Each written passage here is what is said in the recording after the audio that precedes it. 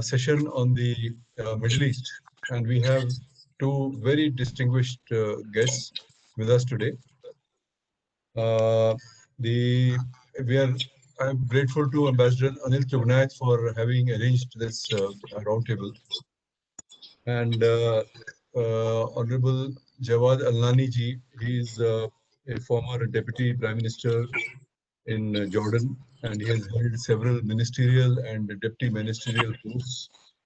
He's also been the chief of the Royal Court, president of the Royal Science Council, and he is a very well-known economist, and he's a prolific writer.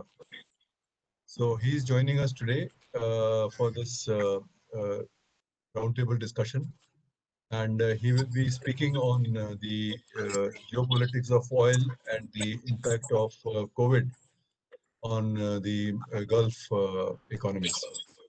So thank you very much, Mr. Jawad Alnani, for being with us today.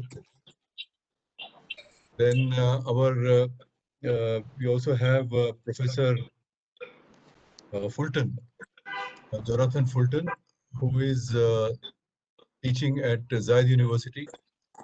He is a very well-known China expert, and he has written on China relations with the Gulf monarchies, and he has also edited a Routledge handbook on China. So he will be speaking to us on China's relationship with the Gulf and probably the Middle East. So these are two very important topics, three very important topics, and we're lucky that we have well-known experts with us today.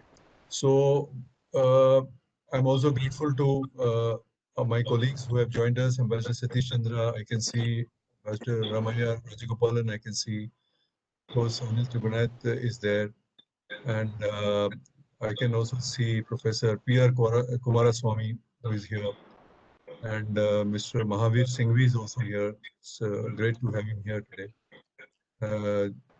Ravi Sani ji is here. Also from IDSA, Meena is also here. They're all, MP Singh is also here. So there are several well-known experts who are here, and we look forward to an interesting discussion after the talks.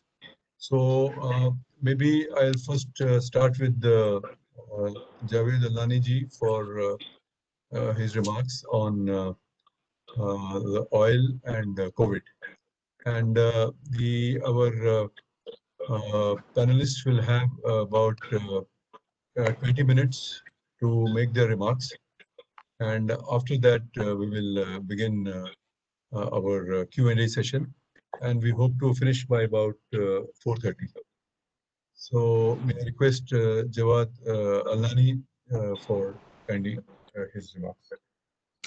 Thank you very much. I really do appreciate the opportunity to talk to such an august group, such as your center. And it is really, I would like to thank His Excellency Anil for having facilitated this. I would like also to thank Mr. Gupta, the director of the International Foundation. And also I would like to thank my colleague, Professor Fulton, who I would like to benefit from his wisdom on China. My topic is the geopolitics of oil and how it has been changing in the last few years. First of all, on April 20th of this year, the West Texas Index priced oil at minus $27. And this is what I would call a sub-zero economic situation, that you sell your oil, not only that you give it up for free, but you also pay the buyer $27 extra in order to take it off you. This has been a most ridiculous situation, and it tells you about the fact that even a valuable asset such as oil can actually dip down to an abyss in terms of prices that had never been experienced before, and probably it may never be repeated in the future.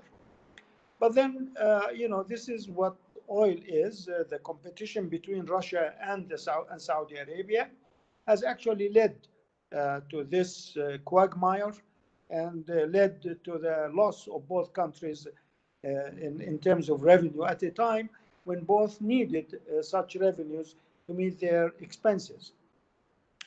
As far as oil is concerned, if the price is less than $70 per barrel, it means that both the Saudi and many other Gulf states fiscal profile would suffer from deficit. And so therefore, if you add to that the cost of war, the cost of COVID, the decline in economic activity, the increase in unemployment and the benefits that should go with that, at a time when these countries were trying to come out of rentier economics into more productive and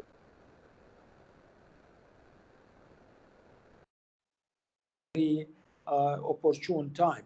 And so therefore, we are beginning and witnessing a new oil dynamic in the region that is very, very tough. I would like also to add to the idea of oil is that while OPEC has been influential in the past in determining the level of the prices, but other facts came into play. If we factor these in, then we would come up with a different picture. The first one is that the Americans now, thanks to shale oil, have become the largest oil producers in the world. And secondly, the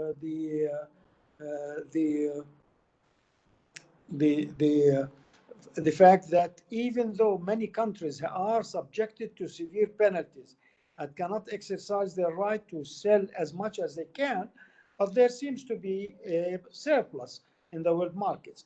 And if I take Venezuela, countries like Iraq, which is producing under capacity, Iran, which was the second largest producer in OPEC, then we come up with a very funny situation where the supply has been actually cut down, but it has been offset and compensated by increase in the oil production of countries like Saudi Arabia, who can reach up to 14 million barrels of production every day, four of which probably would be consumed inside Saudi Arabia, or 3 million of which would be consumed in Saudi Arabia itself.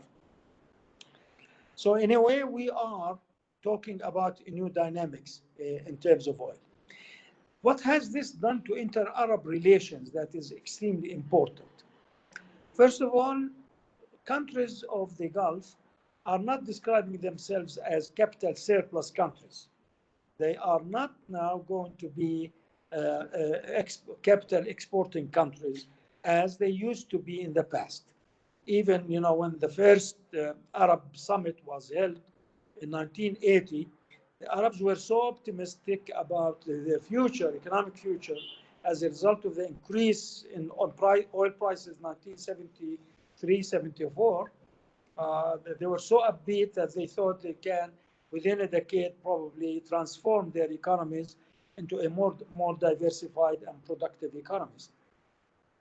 The second one is that they did not know that the Iran-Iraq war, which lasted for 8 years between 1980 and 1988, ended up causing oil prices to dip even as low as $6 after they have scored almost $45 as a maximum price in the decade of the 80s of the last century. So in a way, oil has been on the upswing and downswing continuously, and it has been an extremely volatile situation in certain cases, as it is right now. So we don't know, as we speak, whether the next summit meeting, the next OPEC meeting, can actually convince both outside partners like Russia and Mexico to maintain their current levels of production.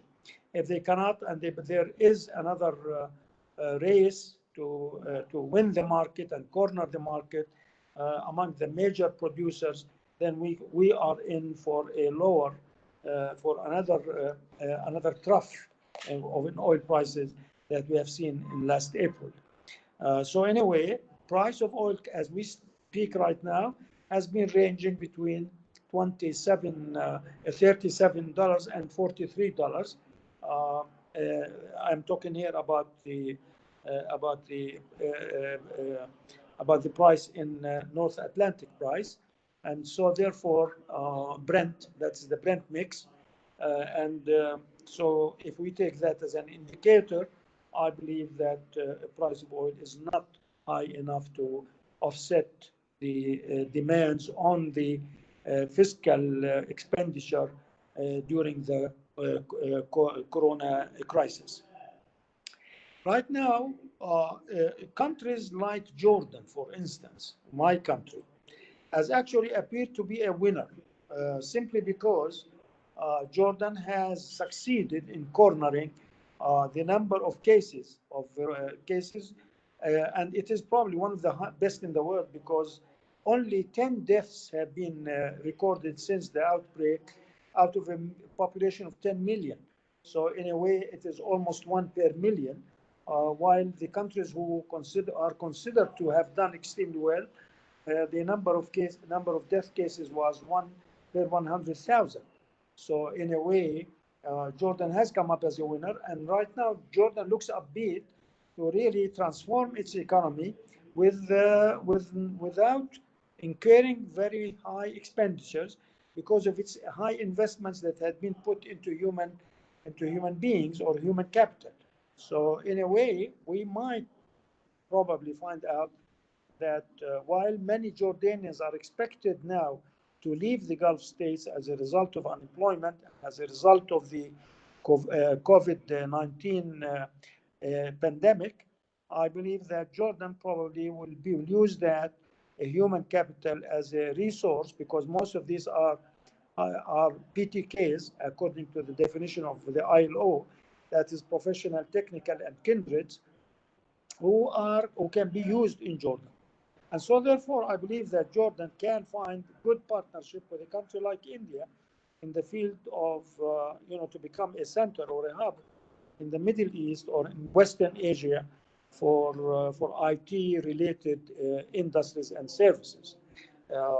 And Jordan has been doing very well, and there are large numbers of people who are qualified to do this. I'm not here to make propaganda for my own country, but I believe that Jordan has been level-headed as far as its treatment of the COVID, and now we are looking at the future with much more confidence than many of our neighbors.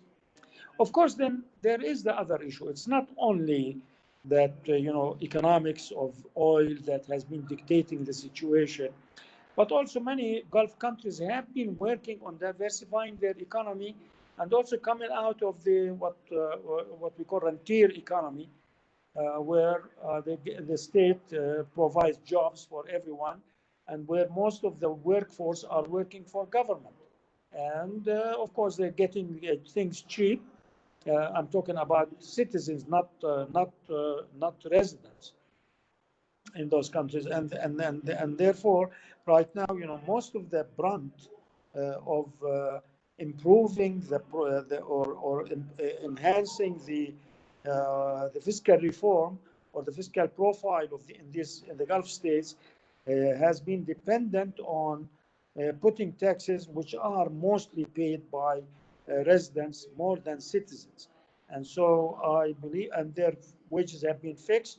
If there is unemployment, of course, they want, everybody now is talking about localization of jobs. So therefore, countries who are large exporters of labor to the Gulf may face some difficulties in the future. And if the construction activity in many of these countries come to a halt because there is a big glut in the market, I believe that many of the Asian laborers would probably be also exposed to the threat of job terminations. So in a way, we are seeing that the traditional relations that where the Gulf states are importers of goods, produced goods, and exporters of raw materials, and exporters of capital, and importers of labor, is going to change. And this paradigm is not sustainable anymore. The Gulf states cannot do that from now on. So countries like Egypt, also in the Middle East, Jordan, who have been traditionally exporting labor to the Gulf states, will probably have to re-change their focus on trying to find either new markets for their laborers, or try to follow certain policies which would enhance employment opportunities and probably enhance the role of the private sector much more than has been done so far.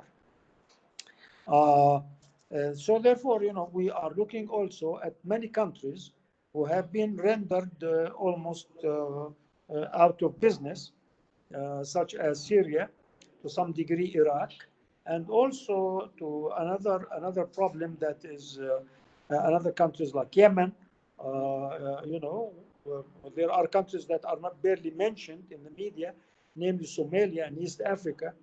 And so, all of these countries actually, and Libya now, have come to a point, although Libya is not part of the Western Asia, but it is an important oil-producing country. So in a way, we are looking at completely a new shift, which the COVID-19 has come as an acid test to reveal whether those countries have the resilience and the ability to adapt to the new situation, and how much time do they need to really rebound and control and regain their business as usual. So in a way, there are major challenges waiting for these countries which have been destroyed, and they need lots of reconstruction right now. And the figures as far as the cost of reconstruction vary, and they vary extremely widely, but nothing less than $500 billion would probably do the job. And this is going to be a place, once that process is kick-started, then there will be lots of ways and innovative ways for many countries to find way to finance such projects, because these countries are almost bankrupt, and I don't think that the donations, there is room for much donations or free money that will go their way. Until the time when these countries are capable of reviving their economic activity and production process, they will need probably a grace period during which they have to put back together their infrastructures and so on. So now probably we need to look at new financial engineering approaches in order to make those countries capable of meeting their financial demands. I would like to stop at these remarks. I'm sure that you will raise many questions. So if you don't mind, my time is almost up, and I will stop here and wait for any questions that you may raise. Thank you very much.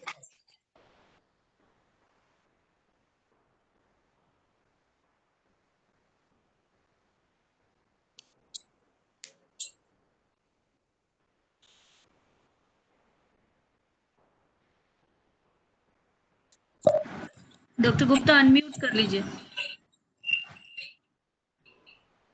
Yeah, thank you. I just was saying that thank you very much for your remarks. And the impact of COVID is going to be huge in the region. But the region itself is so critical to global security and global financial systems, and generally the geopolitics, global geopolitics. So I think the impact will be felt in coming months and years quite widely. So we'll discuss some of the issues that you have raised. Now I request Professor Jonathan Fulton to kindly make his remarks.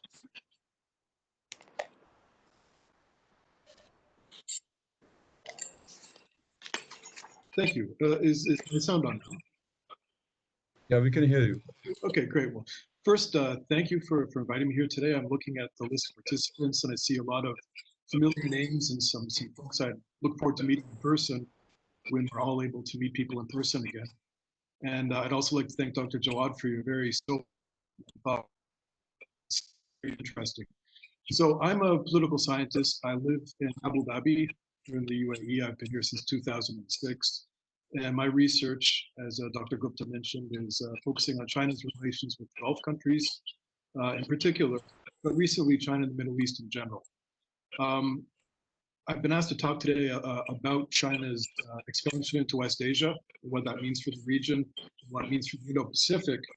And typically when I look at West Asia or the Middle East, you can see China has a differentiated approach because it looks at it as sub-regions. I think many of us do. Most of its interests are here in the Gulf because China's interests primarily are economic at this point. It has a lot of course, energy trade, energy interests in the Gulf, but it also exports a lot here. It does a lot of contracting. It does a lot of infrastructure investment. As Dr. Jawad mentioned, there's a lot of need for a post-rentier model here, which requires diversification of the economy, and Chinese projects related to the Belt and Road make it a very important partner for Gulf states.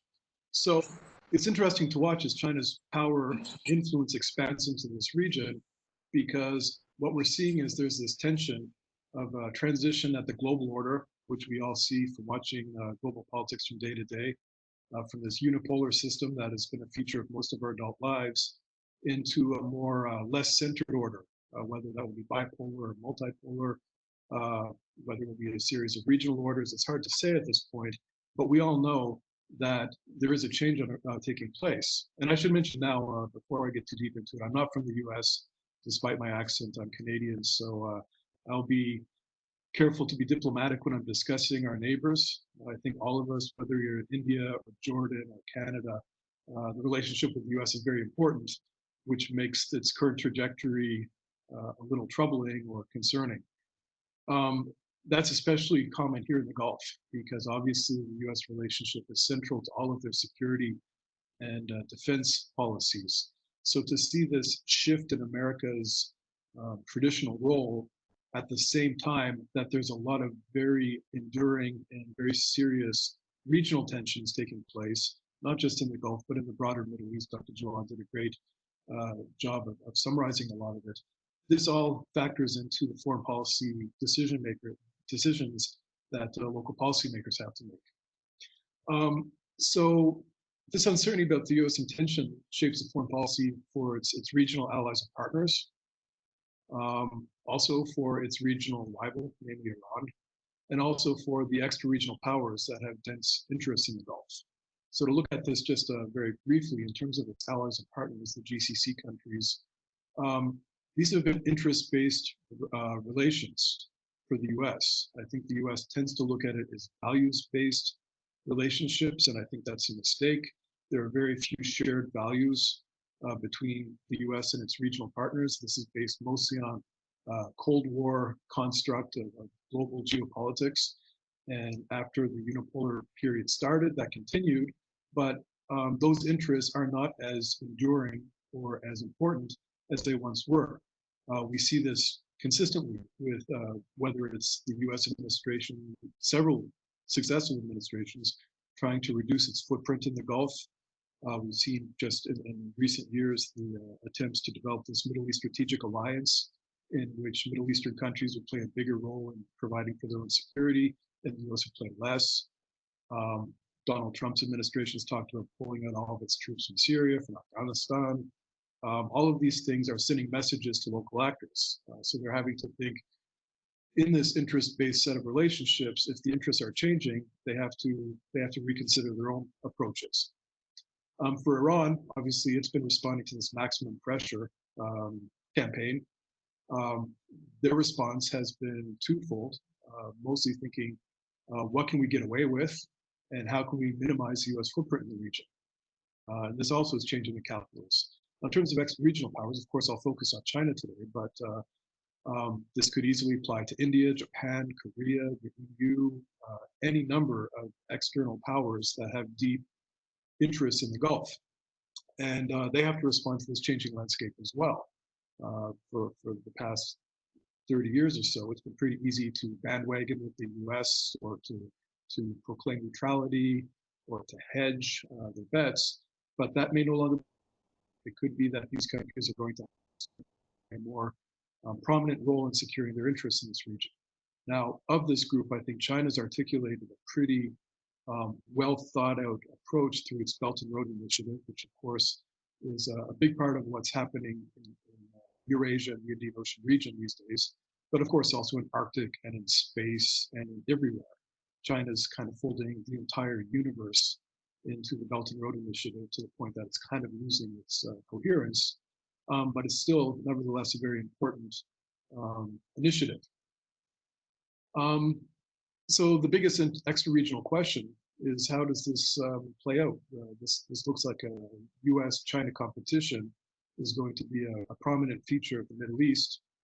We saw this in May when Secretary Pompeo visited Jerusalem and made it quite clear when he spoke to his Israeli counterparts, saying, you have to make a choice. You can't let China play a large role in sensitive sectors, you know, and this really seems to include almost everything as what is considered sensitive these days. But what was more telling for me was that the State Department spokesperson also said, we're having this conversation with all of our allies and partners. This isn't just Israel. Now, that means here in the Emirates, for example, where China has been playing a very big role in coordinating the COVID response with the UAE. I don't know if you've been paying attention, but a Chinese firm called BGI has partnered with Emirati firms for things like testing, tracing, developing a vaccine. The UAE has been very, very happy to have a large extra-regional partner supported in trying to combat this pandemic. Typically, the UAE would cooperate more closely with its traditional partners, the US and the UK. But of course, nobody in the right mind would look to the US or the UK as support for battling with COVID right now. Those countries have had just a dismal response, and it shows, you know, none of us have had very much faith in their ability to take care of themselves, let alone their allies or partners.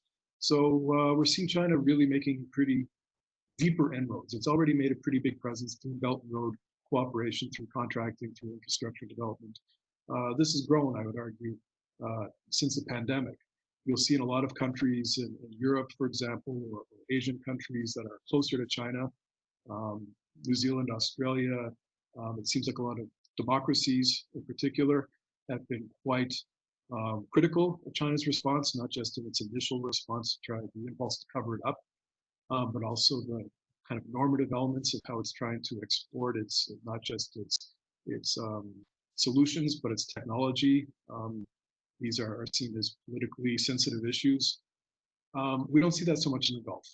You know, the Gulf countries seem quite satisfied to work with China on these issues. They don't see it as the same type of threat that we might see in other countries. So China's, I would argue, had a very successful pandemic in this part of the Middle East, at least.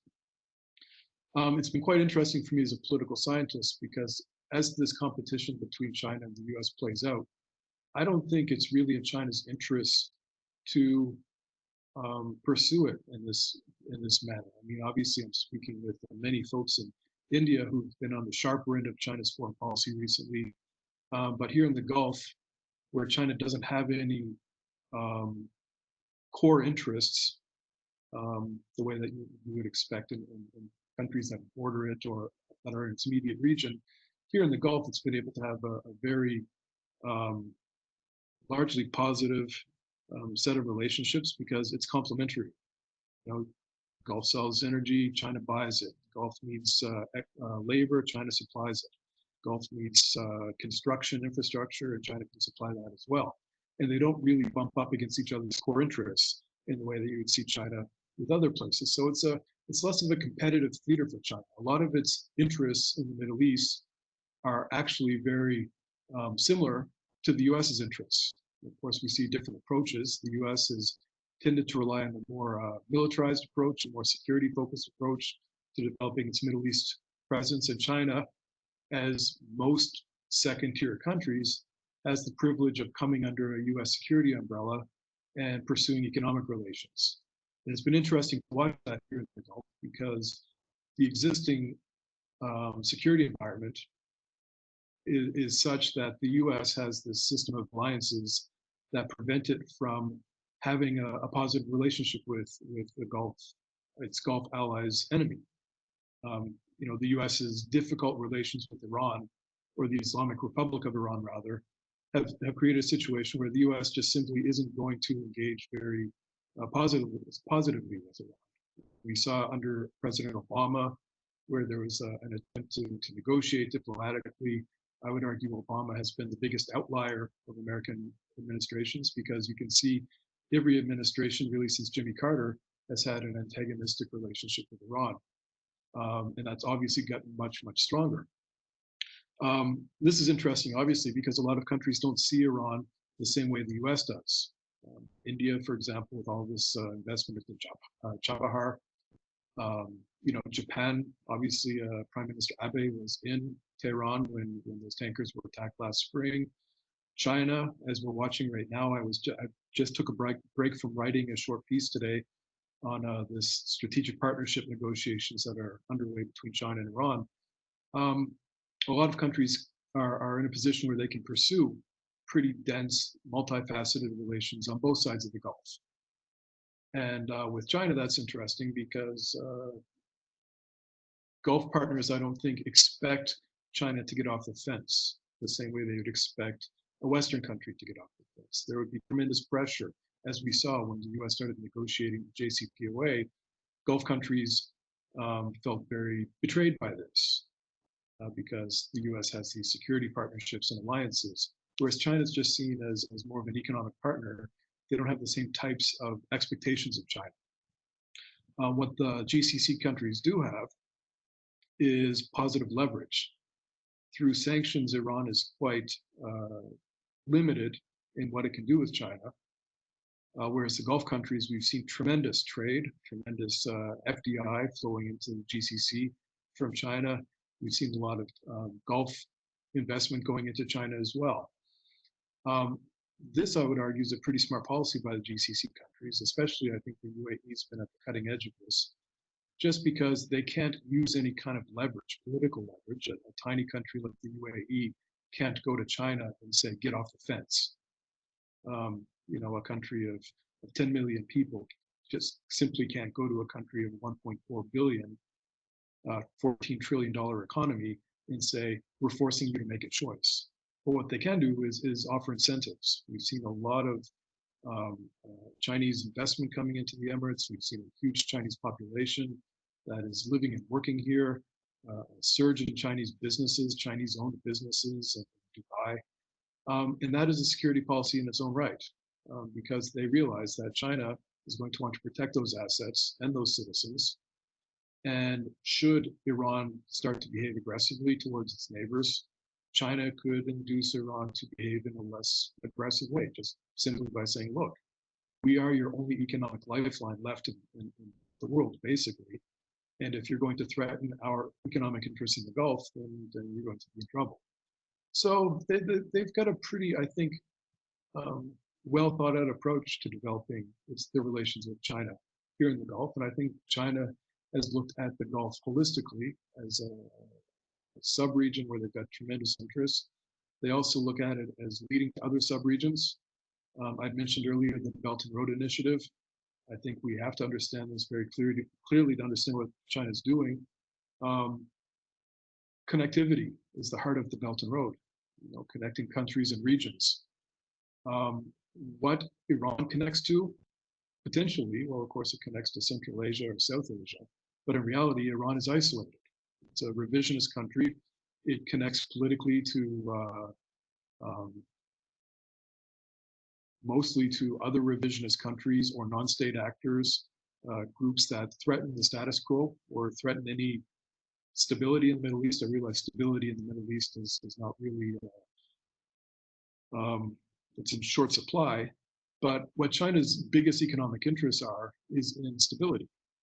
Dr. Jawad mentioned countries like Libya, Syria, Yemen, Iraq. Well, China's main interests are in countries like the UAE and Kuwait and Saudi and Egypt, countries where they feel that there's a greater degree of political stability that will protect their assets and their interests. How this spreads out to a larger Middle East presence is quite interesting. Last week, they had the China-Arab States Cooperation Forum in Jordan. Jordan was the host this year. It's held every 2 years. 2 years ago, it was held in Beijing. And when it was held, China rolled out one of these terribly awkward names for one of its new initiatives, the Industrial Park Port Interconnectivity Two-Wing, Two-Wheel Cooperation Approach. Somebody in China has to learn to name this stuff better, I think. But what this awkwardly titled initiative is that over the years, China's been announcing very large investments into commercial industrial parks and ports around the Arabian Peninsula. They announced $11 billion in Duqm in Oman a few years ago, in 2017. Everybody said $11 billion in a fishing village. This doesn't make sense. Shortly after, they announced a tremendous investment into Kizad, the Khalifa port here in Abu Dhabi. Well, they've already got a tremendous presence in Jafsa and Dubai, Abu Ali, so that also is confusing. What this initiative is China set it up as a framework that they were investing in these ports in Abu Dhabi, in Duqm, in Jazan, in Saudi, just north of the Yemeni border, the port in Djibouti, and also in Ain Saltna and Port Said in Egypt. Now, when you look at it as a whole, this initiative gives China commercial, physical presence from the Gulf into the Arabian Sea, into the Red Sea, leading into the Mediterranean. And it's all under the guise of commercial interests, but this is creating a physical presence, a physical architecture for China's footprint in the Middle East. Now, if this competition with the US does start to take place, then it could be that the US could use its leverage with some of its allies and partners to say, look, you've got to stop cooperating with China on this stuff. But again, what will you offer in its place? Are you going to give the same type of financial commitments to make us abandon these very generous investments? Without that, it's likely that its Gulf partners would be reluctant to follow the US's lead on this, especially given, as I started out with, this sense that the US is in the process of trying to minimize its regional role. So what I'm seeing is China's becoming a strategic actor in the region. I think a lot of the analysis sees it as opportunistic or transactional. I think that's a mischaracterization. I think it's behaving in a somewhat quiet, under the radar type approach because it fits its interests. There's no need antagonizing the US unnecessarily if you can kind of fly in under the radar and develop these economic presences without having to contribute to security, without picking sides in intense regional rivalries, just carefully spreading your influence and power across the region and developing a greater presence. Now, this will have implications for a lot of Indo-Pacific states, India chief among them. This could threaten India's interests or could support them. It could be that countries see things like a port in Duqm and the facilities go with it as a public good. You know, the Indian Navy has talked about using Duqm as a resupply port. So it could be that other countries decide to work with China in some of these initiatives. It's unlikely the US is one of them right now. I think the relationship between the US and China, it's very hard to see that becoming anything but antagonistic, whether it's Joe Biden or Donald Trump. Both parties see China in a very negative way. The only hope I have is under a Biden administration that the State Department might start to resupply its staff of diplomats, which famously been cut under Tillerson and Pompeo. We might see recommitment to diplomacy, which might lead to a different approach from the US. But I think I'll stop here. I mean, there's a lot to talk about with this, and I really could go on all day, as I'm sure you gather. But I'd rather have some questions from you or some discussion and fit it together with what Dr. Jawad had to say. So I'll stop here, but thank you very much. Thank you, Professor Fulton, for that refreshingly unique insights you have given into China's quite inroads into the region and its increasing footprints with this new initiative on ports. And all this has been done quietly, while this may, of course, enhance the strategic competition between the US and China.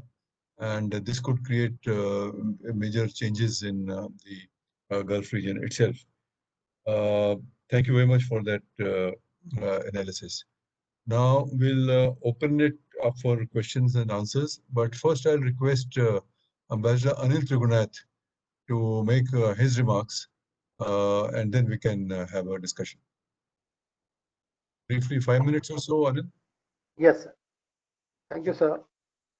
Once again, I would like to welcome His Excellency Dr. Jawad Alnani and Professor Fulton for accepting our invitation today. West Asia, in my view, is for India is one of the most important region. It is our extended neighborhood. So whatever happens there tends to impact us both on our energy security, our remittances, as well as on the food security, because we are doing several projects in third countries. And we have a great collaboration that is going on. So the inroads that China is making there, and if they become competitive in the process, may have long-term repercussions for India as well, if it is going to be a competition that is played out in a negative term. Secondly, the Gulf countries or the Middle East generally is going through very trying times like rest of the world, but in terms of this has been further compounded because of the problems that they are facing on account of the fiscal deficits due to lowering oil prices. And as His Excellency Dr. Jawad said, that unless they can get $70 to a barrel, they will not break it even. And therefore, I do not know what happens to their sovereign wealth funds, but what I believe that they have invested a huge amount in the Western economies, and those have gone down tremendously. So I believe that their value assets have also gone down. So they are trying to look for some opportunities here and there. But as far as India is concerned, we have seen in the recent past, we have already brought back more than around 600,000 people from the Gulf region. And we have nearly 8+ million people living there, and many more are intending to come back. So that will have an impact on India also in terms of dealing with its returnees. But the China's, what I was more intrigued was that we know that these economies will take a while. They have been trying to diversify somehow, but whether this diversification is going to really gather the steam, and what happens if it does not? Do you think that whatever we are seeing in Lebanon, Iraq, and some other places, Algeria, Sudan, and all, that those kind of Arab Spring or discontent at the popular level, will that happen in the region? If that happens, then that will have a much deeper connotations and an impact on the overall growth and the perspective of this region. Secondly, the worst situation is their own creation within the Gulf GCC. This blockade of Qatar obviously has a major role to play. Turkey has become a new major player in the region now. And so a new axis kind of Turkey, Iran, China, Russia seems to be emerging in my view. And that may bring about the Sunni Arab countries minus Qatar probably into a different fold, unless the UAE, where you are, which has recently put down President Trump's efforts once again to normalize relations or lift the blockade from Qatar. So I understand that Saudi Arabia obviously is very much exhausted by the Yemen war, which was an infructuous war, and they want to somehow get the face saving and get out of it. So there are umpteen number of hotspots which have been mentioned earlier. The Yemen is going to have a problem for everyone in the region. And the Libya is, of course, there is nothing in sight, and Turkey and Russia are head on. And apparently, US is supporting Turkey now, whereas Russia and some other countries, France and all, they are together fighting. So we are seeing another competition emerging in Mediterranean itself. So this is likely to have a much bigger crisis on the hand if these are not contained somehow. And how it will be contained? Because President Trump essentially at the moment is only worried about his election, and his ratings are going quite low. So even Iran, in my view, you mentioned about the big deal which is being signed, discussed, and probably will be signed soon between China and Iran. Apparently, the Iranians are not reacting too much because they are hoping that by November there will be a regime change and things might revert back to, if not normal, at least sensibility, sense of a normalcy there. So I understand that that is the current situation, which is quite depressing, actually, so to say, in the region. And from our point of view, this region is the most important region because of our trade, because of our energy security and all. So if one of your questions, you could perhaps look at this also and tell. I once again like to thank. Okay, thank you. What we'll do is we'll take a few comments and questions together, and then I'll go back to the panelists. Uh, Ambassador Anil Wadhwa, who has been in Oman as our ambassador, he has a question.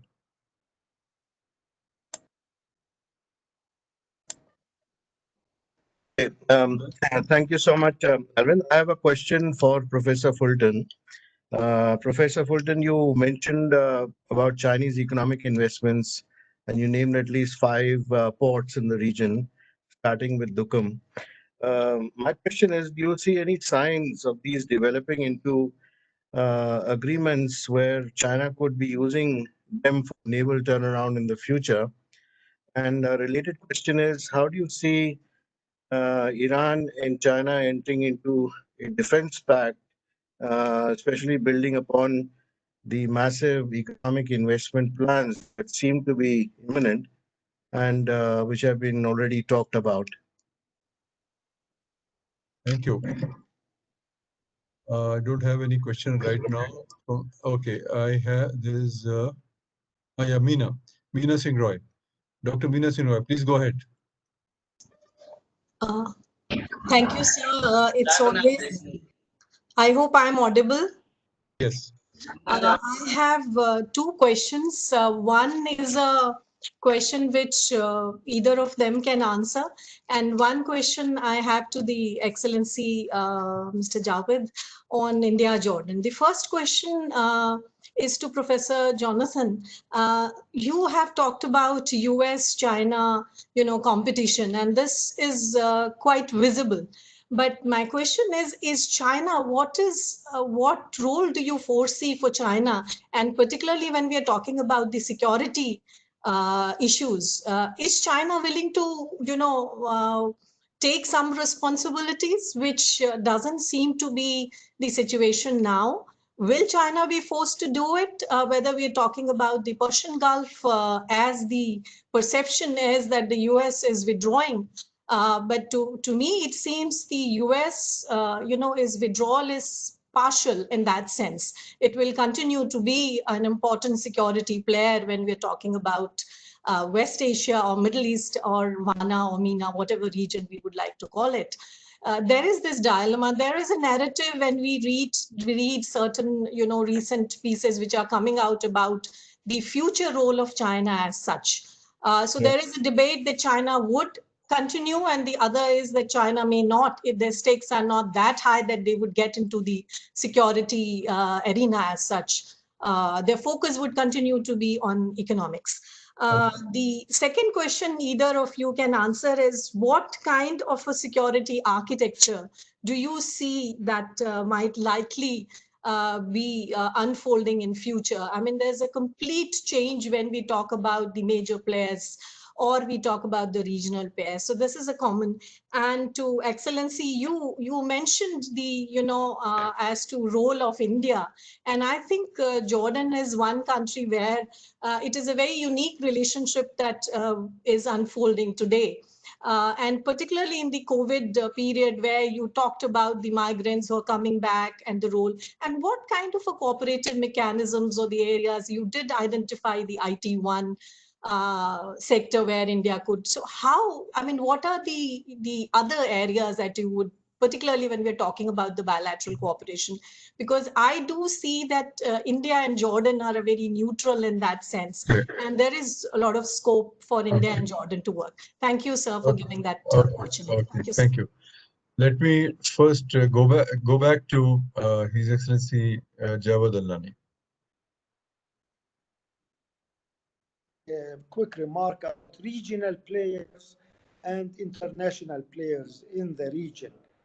Has this really been changing or not? Recently, there are 3 non-Arab countries who have actually gained much more momentum than any other Arab countries. And some of the big Arab countries like Saudi Arabia and Egypt have actually went to the shadows. And countries like Iran, Turkey, and Israel have now more leverage than any other Arab country in the region. What does that mean? For instance, does that impact our relations with India? If the current modus operandi of relations between India and Israel continues the way it has been going over the last 1 or 2 years, I don't think that this would really help India very much, to be honest with you, because you have to see what ways you can do, because China is going to go with Iran, and I agree with Mr. Professor Fulton on this. And now Turkey is a country that is probably having more well-rounded policies than Iran at this particular juncture. But Iran has more power to exercise over the main waterways, and especially in the Gulf, in the Arabian Gulf, and also in the Gulf region, as well as in Hormuz Straits. So in a way, I really was wondering how does India view that in the future. The second point I would like to make is concerning what did WANA. I thank you very much, Dr. Mina, for using the word WANA, because that's the word we prefer in Jordan, simply because we would like to be identified as continental, not as an unknown region like the word Middle East, which is a very ambiguous term. So in a way, when you say WANA, we are West Asia, and some of us are in North Africa. So in a way, we have a continental identity, and we prefer that term. But in terms of security structures, I would like to leave this question more to Professor Fulton, because he's more adept at this than myself. But I would think that alliances in the region probably will take a different format, and most probably it may not be very predictable. To be honest with you, none of the Middle Eastern countries would like, for instance, to see a trade-off between their relations with the United States on one side and China on the other. The question is, where does India fit in here in this particular formula? I mean, if India is competing with China, does that mean that the Arab countries view China and India as equal partners, as equal competitors, or would they prefer to see their interests more attached to China than India, for instance, despite the fact that they are neighbors, they are important to each other, and so on? So in a way, I think also I would leave this question for you to analyze and then probably answer in the future. But for sure, what I would like to say that there will be new alliances in the region depending on the political situation. Right now, if, for instance, the Americans hit Iran and weaken its resolve in some of the regions where it has hegemony or has more power, then probably that would weaken also China's relations with the Middle East and opens a corridor for India. So we don't know actually what will happen, and this is a very important question. But in Jordan, we have been mostly strategic partners with both the NATO and also the United States, and the United States is building a very large military base in Jordan, despite the fact that the United States is thinking of probably downsizing its presence in the Middle East. The role of India with Jordan is extremely important because we have been very, very long trade partners, especially in fertilizers, like phosphate. India has been and still is probably the biggest importer of both Jordanian phosphates and Jordanian's potassium. And therefore, India has been complaining continuously about the fact that it has a trade deficit with Jordan. I visited India many times. I have been looking at their manufacturing industry, at their entertainment industry, and so on and so forth. For instance, are they going India, Bollywood, for instance? Will Bollywood continue to rely on its presence in Dubai? Or will it probably think of coming to Jordan, where the temptation is very high and probably the cost is lower in terms of shooting movies and so on and so forth. The second area, other than entertainment and music, I believe that there are so many industries that Jordan can do within association with India. And I would probably say clothing industry, especially on the high fashion model, since India has become now a fashion base, a gourmand fashion, in a sense, because Jordan does not have interest in selling, cheap clothing. Although there is a presence, very strong presence of Indian fiber industry in Jordan, where they are selling clothes to the United States up to the value of more than $1 billion a year. So in a way, there is that relationship which exists currently between India and Jordan. And I think cooperation should move now to the fashion industry. The third idea, I think, that I can present here is the fact that although Arabs are very fond of Indian culture, to be honest with you, I think that the presence of cultural manifestations, tangible presence of India in Jordan and and also in WANA or Western Asia has been very, very small. So in a way, restaurants are coming up. Indian cuisine, rich cuisine is being present. In a modified form, of course, but it is there. But what I would like to say also that we can also go into industry. I'll give a very good example. Jordan is very rich, by the way, with the high quality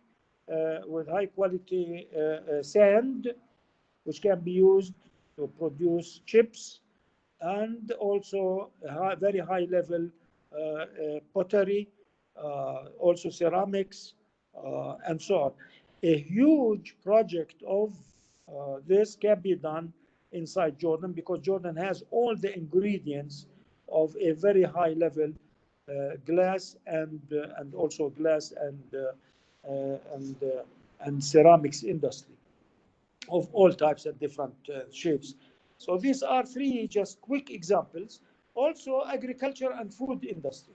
I think that both, other than the fact that we can cooperate in also in what we call Arab gradient programs in the computer, where the demand for Arab language content is extremely increasing. So we can create a marriage between both Indian and Jordanian capabilities in this regard. Well, Jordan has been, ma'am, Dr. Mina, has been the most stable country. We have weathered the Arab Spring, we have weathered terrorism, and we have weathered the COVID with flagrant success. And also we have weathered all the turbulations of the region, and we still are surviving, despite the fact that we are located right smack in the middle of all these things. We have borders with Iraq, Saudi Arabia, Syria, and Israel and Palestine. So you can imagine how volatile Jordan could have been if we had not been a country that uses its brain more than its emotions. Thank you very much. Thank you. Thank you very much. Now, may I request Professor Fulton to answer the questions? Sure. Thank you. Very interesting questions indeed. So, Ambassador Watawa, you asked about, I guess I'll start with the China-Iran comprehensive strategic partnership that's being negotiated right now. Because as I said, I'm writing something about that today. This is interesting because it's getting a lot of attention. Obviously, it's quite dramatic when they talk about $400 billion worth of investment going into Iran and trade being increased up to $600 billion a year and security commitments. I just don't see it. I mean, for one thing, China has the same level of cooperation agreement with Saudi Arabia and the UAE. In fact, they signed the comprehensive in 2016, the week before Xi Jinping went to Tehran and signed the same deal with the Iranians. So again, this kind of looks at this balanced kind of fence-sitting approach that they tend to take to the region. I think what we've seen, for one thing, I'm very skeptical of a lot of the figures that they're announcing in this. I don't see how $400 billion is going into Iran. If you look at all of China's contracting and investments from 2005 until last year, it totaled about $27 billion. So how they can increase that from 27 to 400 in 5 years seems maybe optimistic. And they talked about trade reaching 600 billion by 2026. Well, last year was 19 billion. So, and that's the lowest figure it's been since 2009. So I think what you see with most areas of the China-Iran relationship is it's been trending downwards. Of course, that's partly because of the sanctions, but it's also in part because what I was discussing earlier, the fact that Iran is isolated within the region, doesn't offer the same range of interests or connectivity with other countries. I think it's getting a lot of attention because Iran has been leaking these statistics for quite a while. There was a report from a British magazine, Petroleum Economist, I believe, last September, and it said the same types of numbers, and they were debunked because even Iranian officials said we can't absorb $400 billion worth of FDI in the next 5 years. There's no mechanism. There's no Chinese financial institutions operating in Iran that can do that. The only Chinese bank in Iran stopped really doing anything under sanctions a few months ago. So I think it's very interesting, but I'm a little skeptical of the way it's being presented. No Chinese official has made any comments about it. The Ministry of Foreign Affairs issued a press statement during the meetings between Foreign Minister Wang and Foreign Minister Jawad, and they didn't say a single thing about this process. They talked about COVID-19 and JCPOA, and they talked about America's contributing to regional instability, but they didn't say anything about a $400 billion relationship. Now, about the security element of it, or the defense pact, they do mention in the language of this comprehensive strategic partnership, in the initial joint communique from 2016, they did say that they would work together in issues of security. But they said the same thing in the Saudi joint communique, in the Emirati one, and the Egyptian one, and the Algerian one. It's pretty boilerplate language for how China frames these agreements. In terms of what we actually see of it, it tends to be quite limited. So China doesn't do alliances. They've had a strict non-alliance policy since 1982. They want to avoid the kind of entanglements that the US finds itself caught up in often. So they do these partnerships instead, where they focus on issues of shared interests. Where their interests diverge, like the Iranian issue or the Saudis and the Emiratis, they just avoid it. They focus on things that matter to both of them, and they build up those relationships in that area so that they can maybe address the contentious elements later on when they've developed a level of political trust. But so what we've seen with the Iran deal is that it's gotten a lot of attention lately, but if you track, say, the Emirati one and the Saudi one over the past few years, I would argue those are much more mature. So with the Saudi-China partnership, they've established what they call the high-level joint committee. And this is co-chaired by the Crown Prince, Mohammed bin Salman. It's co-chaired by the Vice Premier of the CCP, so that these two very, very central figures in both governments are steering the cooperation agreement, shows that they consider it quite important. In the UAE, they've announced a similar committee to develop the relationship, and that's co-chaired by the country's first special presidential envoy to China, Khaldun al-Mubarak, who is the CEO of Mubadala, He runs, I think, the Man City Football Club. Very, very influential guy in the Emirates government. And his counterpart from the China side is Yang Jiechi, who was the former foreign minister of China and now is a Politburo committee member. So one of the top, I believe, 8 people in the government. So again, it's not that the Iran partnership isn't important, but that it's getting an exaggerated, I think, importance in how it's portrayed in the media these days. Because if you look at how China's approaching these partnerships, Iran's mainstream region, I would argue that those partnerships are at a much more mature level, and also just in terms of policy coordination that they've had so far and economic interaction, they've invested certainly a lot more with the Arab side of the Gulf, and they do a lot more trade with this side of the Gulf as well. So in this article I've mentioned that I'm writing, it's for an American institution, and I'm kind of urging a little restraint in how they read into this, because I think the New York Times, for example, had a breathless account of how this is going to change the Middle Eastern order, and I think that's just not the case. You also asked about the potential for these port investments into having some kind of a dual-use purpose. This to me is very, very interesting, and I think everybody in the Gulf is wondering about this, because obviously that would be a game changer. I think at this point it's not really necessary, because Gwadar, which is supposedly a commercial port, but I think it also serves a lot of these types of, naval purposes for China. And then the Djibouti port also kind of brackets the Arabian Peninsula in a way that allows them pretty quick access. I was told by an ambassador acting in the region that somebody from a Gulf country had told him that China had actually said, we would like to use some of these ports as a dual-use facility, and that the GCC countries were very, very, very adamant. There's no way in the world we would let you do this. The US, again, as I said earlier, is central to their defense and security policies. And if they were to allow China to have some kind of a naval listening post or a naval port of call in a Gulf city, I think that would jeopardize their alliance or partnership with the US. So I think the preference for Gulf partners right now is to maintain it as a commercial set of investments.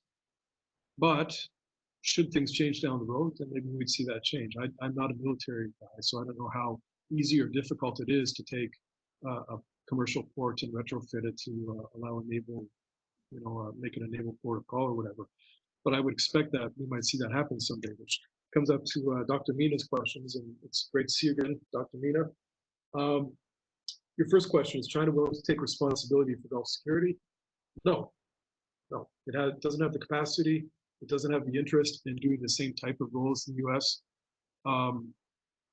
I think that China, well, again, the capacity, it doesn't have a blue water navy, it doesn't have ports. I think if it were to try to project its power across the Indian Ocean, first of all, it would have a lot of difficulties just with India, let alone with the rest of the Quad, and especially the US. So I don't see I don't see China projecting its power, but I don't think it really sees a regional presence in that way. I mentioned that the US has pursued a bigger security role in the region, and China's pursued a more economic focused one. Again, the Gulf isn't a core interest for China. It needs energy. It gets energy. If that were to change, if the US were to cut off shipping lanes, then sure, I think we'd see China have to make provisions for its own interest in the region. But I think if we got to that point, well, we'd already be at a pretty dangerous situation. In terms of the security architecture we'll see in the Gulf, this occupies a lot of our time when I talk to my colleagues who do security studies or IR, because it seems very fluid. I mean, I live in the UAE, as I've said, and the UAE has always, in the past, started with this smallness as a defining feature of its foreign policy. It's physically quite a small country, in a neighborhood with Iraq, Iran, and Saudi, very large countries with much, much, much bigger populations. When you add to that the fact that the UAE's native population is about 12% of its overall population, that changes things also. You know, if there were a real security threat, if there were hostilities that turned into a hot war, I certainly wouldn't be here with my own family, and most of the people I know wouldn't be either. So, you know, I think that they've always had this this kind of these limitations on its foreign policy. We've seen that change though since the Arab uprisings in 2011. Has started assertive foreign policy actor in the Middle East, and I think they see again, this comes back partly to the U.S. response when they saw, for example, Hosni Mubarak being abandoned by the Obama administration. They thought, well, hey, that could easily happen to me too. If we can't expect, you know, our chief ally to maintain our security, then maybe we have to start stepping up. And we've seen again this muscular regional policy. And with that, there's been a change in self-perception. When I talk to Emiratis, they say we're not a small country. We're a middle power globally. We're a Middle Eastern great power. And whether or not this is true, I think self-perception is important. I think they see that, and the Saudis as well have seen this transition from being security consumers to security, I wouldn't say providers, but actors, that they've been taking a larger role in security issues around the region. And I think the expectation is that if the U.S. does have a reduced role, and I agree with you, nothing that we see indicates the U.S. is leaving militarily at least. Politically, every politician says we have to leave, but the fact is the boots on the ground aren't leaving. They're still making the same weapon sales. They're not leaving their bases. But the way, again, perceptions matter, and the way that political leaders keep talking about how they see the Middle East as a problem to be solved or to be left, that leaves leaders in the Gulf feeling that they have to take a bigger role. So I don't think it would be a matter of the U.S. leaves and China comes in, or the U.S. leaves and India comes in. I think what we would see is a much more fluid dynamic where a lot of great powers with interests like Russia, like India, like China, like Japan, like Europe, like Turkey, start to look at this as kind of a playground for great power competition that we've seen during the Cold War. And that could provide opportunities for local actors, or it could provide threats. But what I see happening is a much less stable, at least politically, regional order in the long term.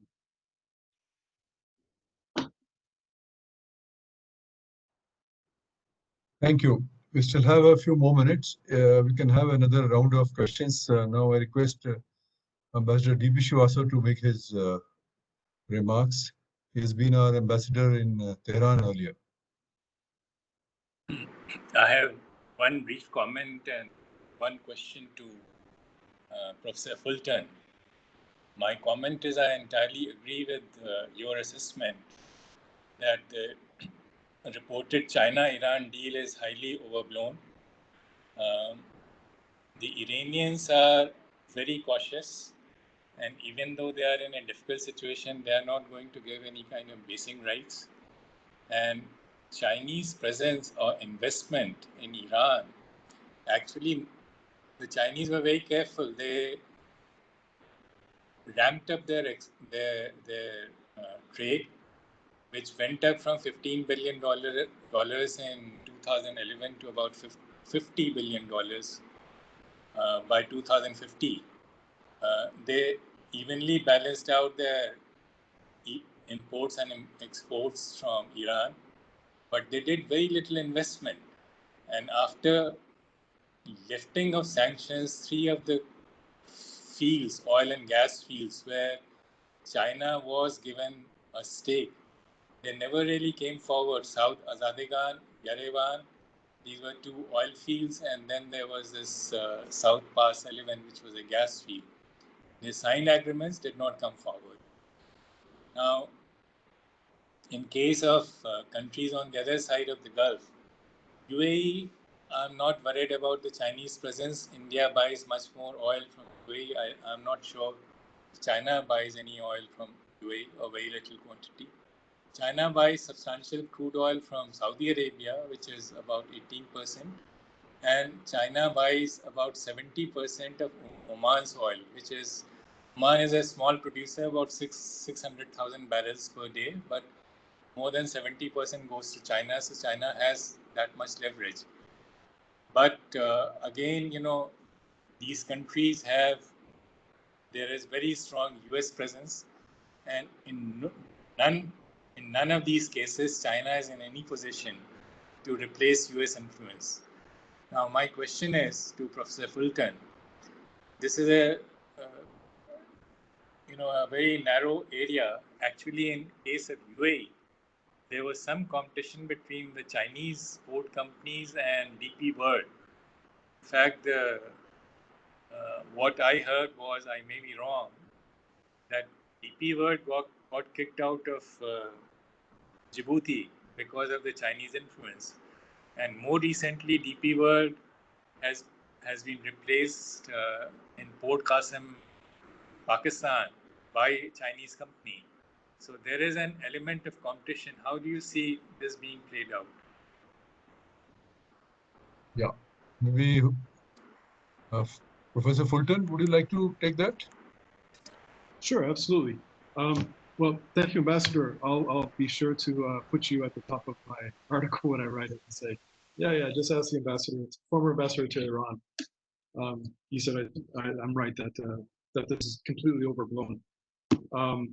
Obviously, I'm kidding, but you're right. China does do a lot of trade, energy trade from Kuwait, from the UAE, from Oman and Saudi, and with Qatar, it's mostly LNG.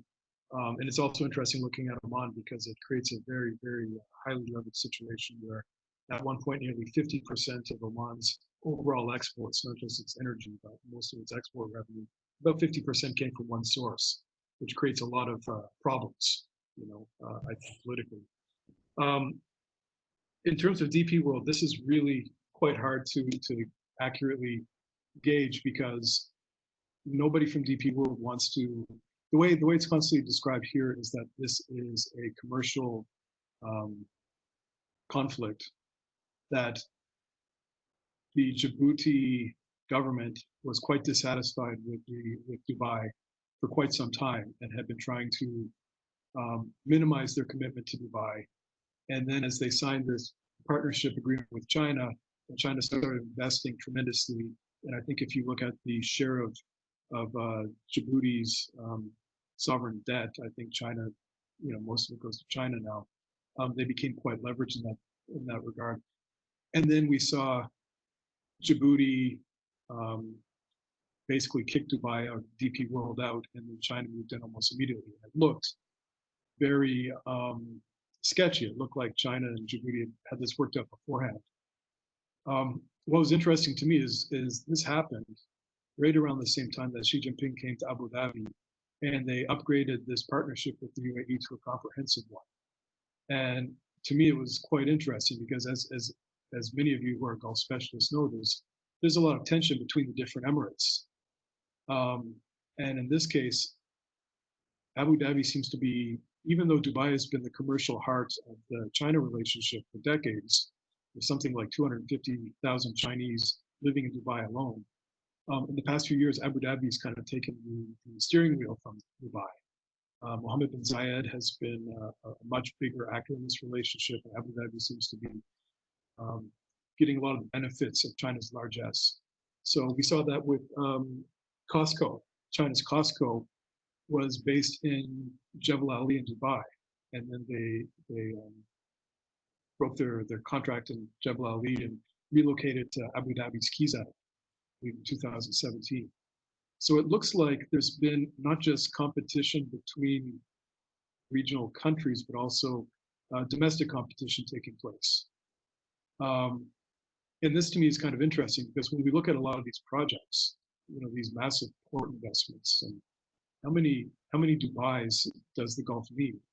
Really, Duqm, KZ, this port expansion in Qatar, Gwadar, They all seem to be doing the same thing. Now, again, I'm not a port specialist, but it seems that they're really creating a lot of overlap.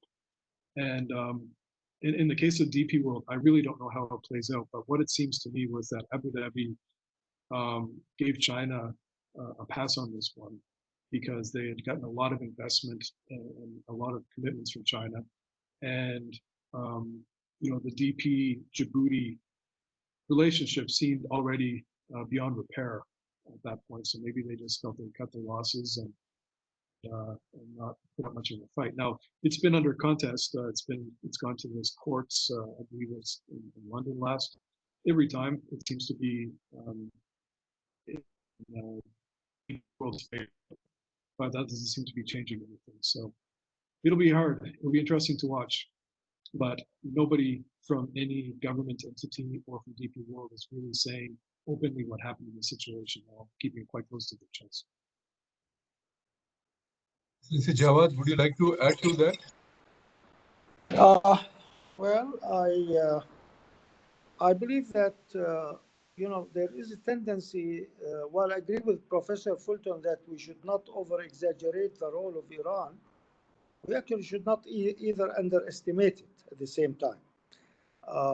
I think that I visited Iran twice in the years 2017 and 2018, and I had a chance to meet with top-level officials there. Of course, there are, within Iran, structures of government. There is the Ayatollahs, and of course, there is the military and security, and then there is the civil administration. Although sometimes they may compete with each other, but at the end of the line, they meet together, and whatever Ayatollah Khamenei tells them to do, they actually follow. There is a growing opposition, Iranian opposition abroad, but I don't think that they have already, or they will have in the near future, any critical mass to do so. And nor do I think that upon the insistence of Mr. Netanyahu, the Prime Minister of Israel, that even the Trump administration would take a step to hit Iran at this particular juncture, simply because the targets that Iran can hit are very accessible and they can be extremely painful. So in a way, I believe that there is some sort of standoff right now, but I doubt very much if that would lead to any serious struggle in the future. Therefore, I think Iran has more influence also, not only in the countries where it has a presence like Syria, Iraq, and Yemen, and Lebanon at this juncture, but also because Iran exercises an influence in the Central Asian republics, which are close to it. The only country that bridges both the oil crescent in the Central Asian republic and the Gulf is Iran. And so therefore Iran, in terms of geopolitical strategic position, it is actually extremely important. And in certain republics like Kyrgyzstan or probably Azerbaijan, where there is a large Shiite segment of the population, I think that Iran exercises some influence, although that influence is not as big as the Turkish influence in the Central Asian republics, where Turkey has been given some sort of a green light to emphasize and upgrade its relations with all these republics in terms of economics. And they also, many of them have Turkish blood in them, and they speak, and their languages, if not Turkish, very close to the Turkish language. So I think that we should not underestimate Iran and how Iran views itself, and I agree with Professor Fulton that we should not also exaggerate the power of Iran too much, but it is still a formidable foe, and I don't think that it is about to collapse, as some people may think. Thank you. Thank you. If I may ask a couple of questions of my own. One is China is making inroads into the region, as was brought out clearly, and it is also trying to enter into strategic partnerships with several countries. Some are mature, and some we talked about China, Iran. But do you see China playing a appreciable role in the regional security, hard security? That is one question that I have. Maybe Professor Fulton could address that. Secondly, if the oil prices remain like this for a few years, what will be the impact on Saudi Arabia? And what will be its position, say, 1 or 2 years from now, if it is not able to, if the prices remain low? And my third question is, we haven't talked about Israel. What is Israel's role in the Gulf geopolitics? So maybe first Professor Fulton, then Excellency Jawad, and then we'll close it. Sure. So China's role in regional security, I think, well, as I was saying earlier, I think it's limited by capacity. I think it's also limited by choice. I think it's a strategic decision it's been making to avoid antagonizing the U.S. and drawing it into a more competitive or conflictual relationship. Just because so many countries in the region have these security relationships with the USA, that if China were to, test that, if they were to try to play a role in regional security, then it would be threatened. Now it's interesting because U.S. leaders have all said China needs to stop free riding and be more actively involved. But then when they see China actually move toward that, they don't like it very much. I think what we're seeing, especially in the tech sectors, is that a lot of the, I think China has been nibbling at the edges. They've been finding the sectors, the security sectors that the U.S. can't address, and entering that way. So you see, like, for example, this drone factory, this UAV factory that they've established in Saudi, and this services contracts for drone purchases by Egypt, by Jordan, by Iraq, by the UAE, and by Saudi. And that only exists because the U.S. can't sell armed drones without congressional approval, and they're not selling it to the Middle East. So China knows that is a market that they can penetrate without bumping up against the U.S. interests, so they'll do that. They'll do smaller things like coordinating, like counterterrorism drills or other kind of drills with their Gulf military counterparts, but it's at a very underdeveloped role just because the U.S. is really everything. So in terms of security, it's just really, as I said, it's just kind of nibbling at the edges. As for Israel, I mean, this has been very, very fascinating to watch, just because we've seen, if you look at the Gulf leaders' security assessment, what they see as their greatest threats are things like Hamas, the Houthis, the political Islam, the Muslim Brotherhood, Hezbollah. And if you ask Israeli leaders, they would probably list the exact same things. So my thinking was always that it was kind of an opportunistic warming of relations between Gulf countries and Israel.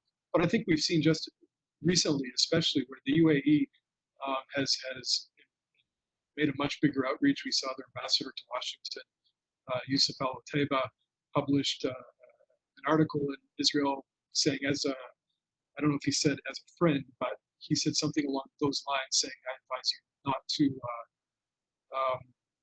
fall on your plans to expand into Palestine.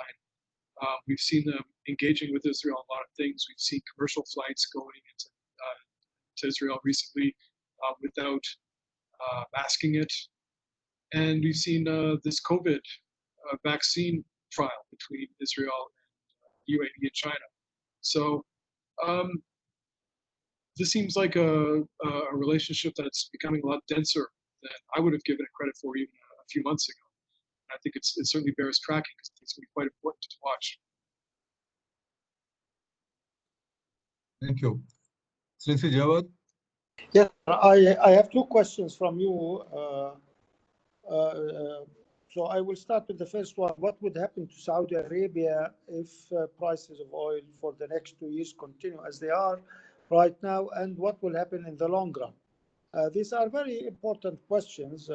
First of all, I think that the Saudi Arabia financial situation will be in the next 2 years will be under severe test because the structure, the way the economy so far is structured, is that with oil revenues and government expenditures, the economy is being enhanced and movement. The minute those two sources dry up or somehow they begin to trickle instead of flow, then the Saudi economy would be impacted by that, just like the Corona had impacted that economy. In a way, they need oil revenues and they need that. However, Saudi Arabia in the long run, I think, has lots of resources, natural resources, if they can develop and if they really streamline their fiscal and monetary policies, and at the same time go for the competitive approach to utilizing their competitive edge. If pilgrimage goes back as it used to be right now, which is another source of disappointment this fiscal year at least, because there is no pilgrimage this year. These are main sources of income for many Saudis.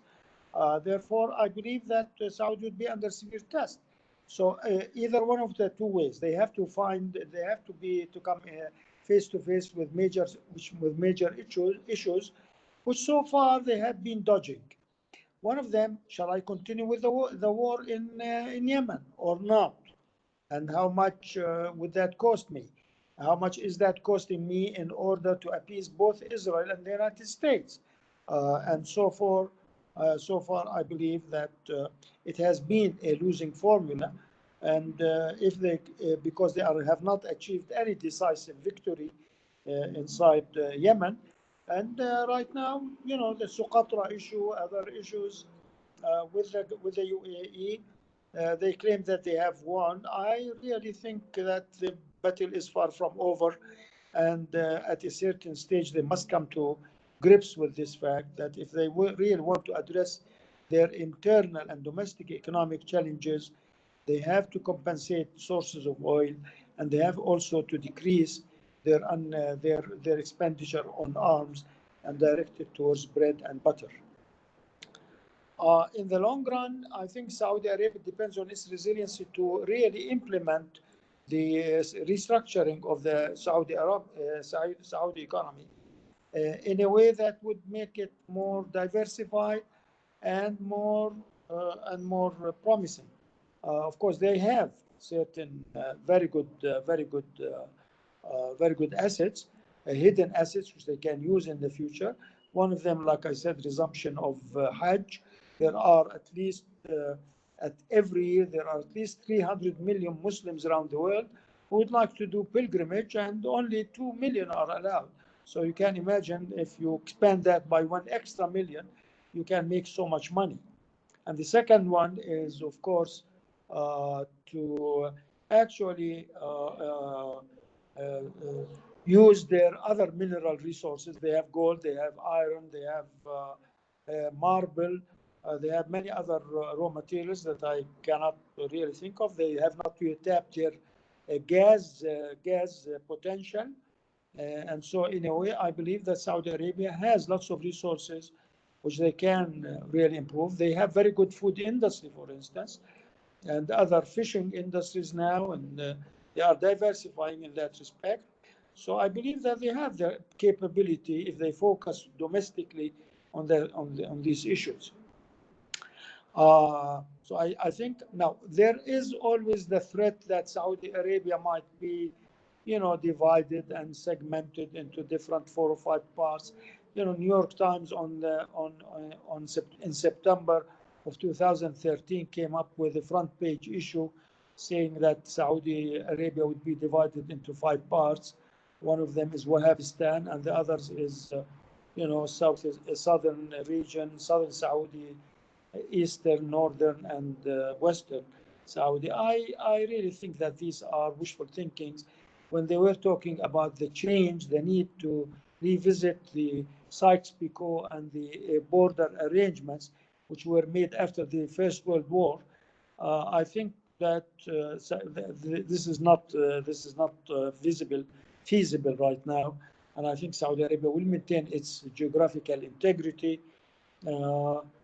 but they can use their potential, especially in tourism, that they have now been opening up in this part. So I believe Saudi Arabia in the long run has a better chance than the short term. The short term, they will have difficulties. As far as Israel is concerned, of course, Israel, the biggest issue right now with the current Israeli government is the annexation issue of Palestinian territories, security, and also a denial of Palestinian rights, and an end to the dream of establishing a two-state solution in historical Palestine.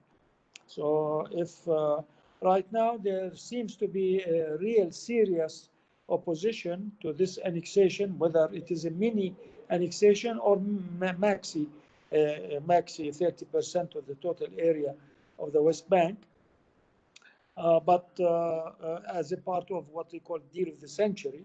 But I think that as time goes on, although we cannot trust Mr. Netanyahu's intentions, but as time goes on, it seems very obvious that the opportunity to annex before American elections is being limited very much.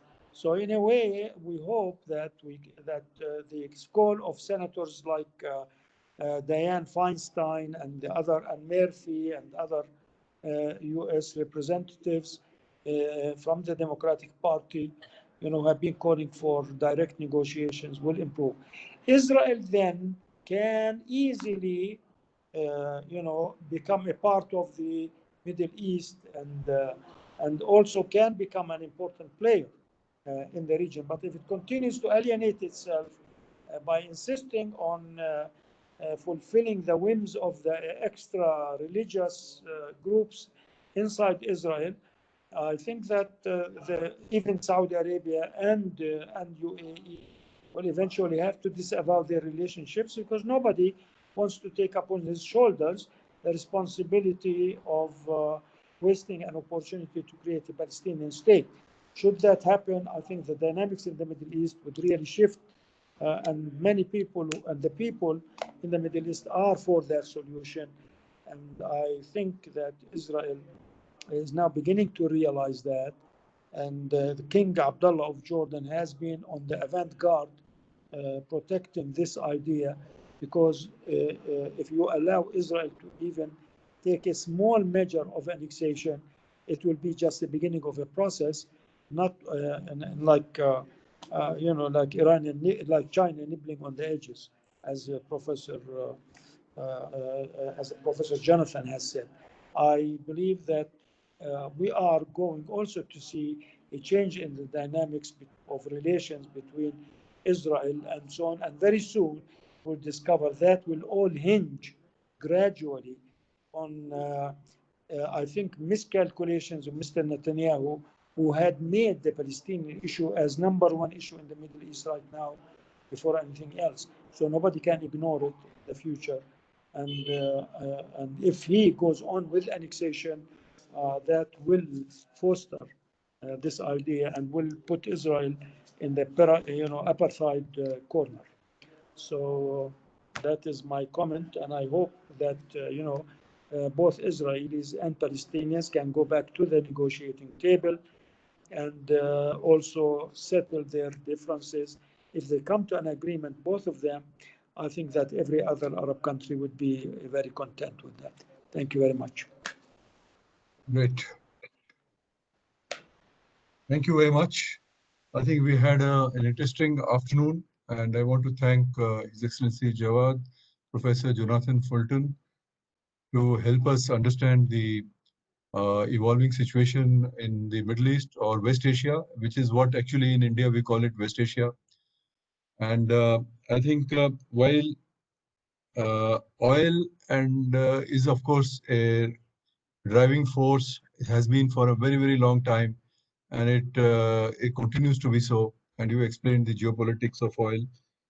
China also has been in the last few years making inroads, but its emergence as a strategic player in the region, I think that will have a long-term impact on the region. And from India's point of view, this is something, an importance of great importance, I mean, great significance.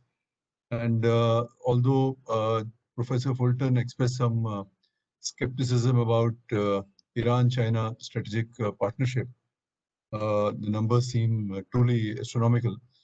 But nevertheless, the fact that they are discussing it is itself is a very important pointer to the reorientation or reformulation of the region that will take place, because China is, if you look at China, it is asserting itself in so many parts of the world. So we'll have to see how China's conduct in the West Asian region would be. But COVID is an entirely new factor, and all of us are living in uncertainty. We don't even know how COVID will evolve. And the new research is showing that COVID is not just a disease which affects the lungs, but it has a long-term impact on the entire system. And it may be here for a very long time, and we'll have to see the efficacies of the medicine and the treatment. So all regions, including in the Middle East, West Asia, etc., we'll have to see how COVID impacts that region. And COVID will certainly change the geopolitics. As far as India is concerned, I think Ambassador Anil Trigunayat had outlined in his remarks what are the Indian concerns. And they remain very serious. And I think we have already repatriated a large number of our nationals from the region. And this will itself lead to many other changes and issues. They will have to be provided jobs. This will also have an impact on the Gulf economies. So there are many issues which are coming out. So thank you very much for helping us make sense of